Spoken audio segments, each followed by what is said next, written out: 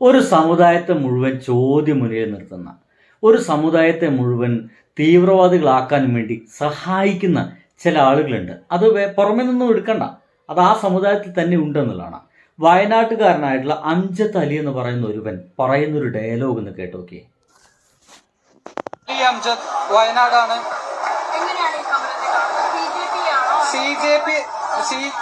Paper ലീക്കിനല്ല, CJP ഞാൻ personally കാണുന്നത് ഒരു ലോകാവസാനത്തിന്റെ അടയാളം ഇസ്ലാമിൽ 6ാമത്തെ 7ാമത്തെ ദാബത്തുൽ അർള് എന്ന് പറഞ്ഞിട്ടുള്ള ഒരു കോൺസെപ്റ്റിനെ പറ്റി ഡിസ്കസ് ചെയ്യുന്നത്. Bees from earth like cockroaches, like insects, and that's deeply connected to Islam. Even so എങ്ങനെയുണ്ട് ഇവരെന്താ പറയുന്നേ? ഇവ ഇംഗ്ലീഷിൽ പറയുന്നുണ്ട്, മലയാളത്തിലും പറയുന്നുണ്ട്. കൃത്യമായിട്ട് ഇവന്റെ ലക്ഷ്യം മറ്റെന്തൊക്കെയാണ് മനസ്സിലാവുന്നുണ്ടോ? ഇതാ പറഞ്ഞ ഇവനെപ്പോലുള്ള ആളുകൾ ഇസ്ലാമിനകത്താണ്, കേരളത്തിനകത്താണ്, ഇന്ത്യക്കും ആപത്താണ്. ബൈ.